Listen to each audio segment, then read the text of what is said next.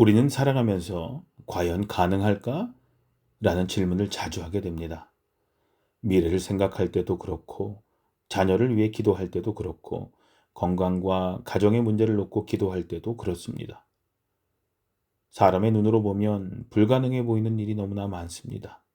그래서 어느 순간 우리는 기도는 하면서도 마음속으로는 이미 포기하고 있을 때가 있습니다. 그러나 성경은 오늘 우리에게 다시 한번 하나님의 능력을 바라보라고 말씀합니다. 오늘 우리에게 주시는 하나님의 말씀은 누가복음 1장 37절입니다. 대저 하나님의 모든 말씀은 능하지 못하심이 없느니라. 이 말씀은 천사 가브리엘이 마리아에게 예수님의 탄생을 알리면서 전한 말씀입니다. 결혼도 하지 않은 처녀가 아기를 낳는다는 것은 사람의 상식으로는 도저히 받아들일 수 없는 일이었습니다.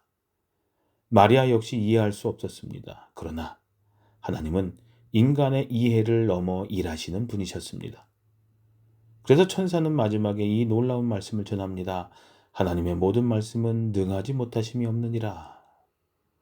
이 말씀은 하나님께 불가능한 일은 없다라는 선언입니다.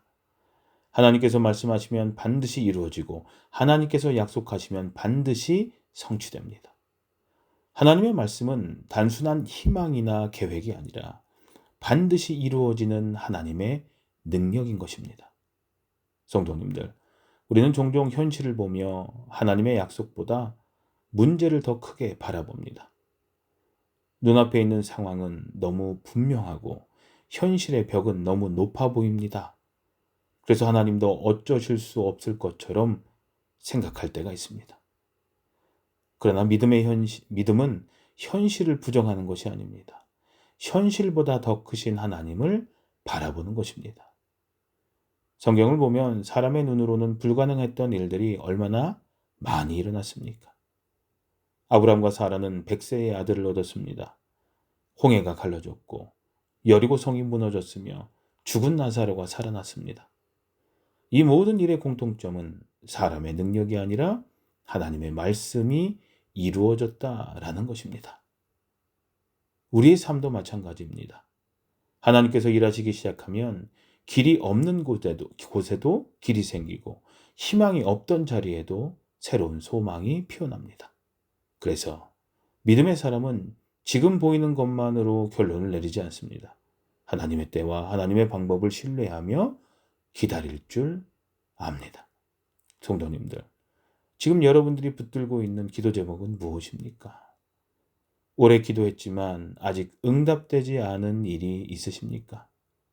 사람의 생각으로는 더 이상 가능성이 없어 보이는 일이 있으십니까? 만약 그러시다면 오늘 이 말씀을 다시 붙드시기 소망합니다. 하나님의 모든 말씀은 능하지 못하심이 없느니라. 하나님은 오늘도 살아계십니다. 하나님의 능력은 결코 줄어들지 않습니다. 우리가 할 수 없는 일을 하나님은 하실 수 있고 우리가 닫혔다고 생각하는 문도 하나님은 여실 수 있습니다. 우리의 역할은 염려하는 것이 아니라 끝까지 하나님을 신뢰하는 것입니다. 한 주를 마무리하며 우리의 믿음을 다시 하나님께 두기를 소망합니다. 문제를 바라보며 낙심하기보다 하나님의 약속을 바라보며 소망을 품는 믿음의 사람들이 모두 다 되시기를 간절히 소망합니다. 기도하시겠습니다. 하나님, 저의 작은 믿음을 붙들어 주시옵소서. 사람의 계산과 현실에만 매이지 않게 하시고 하나님의 말씀을 끝까지 신뢰하게 해 주시옵소서. 불가능해 보이는 일 가운데서도 역사하시는 그 하나님을 바라보며 담대히 살아가게 해 주시옵소서. 예수님의 이름으로 기도합니다. 아멘.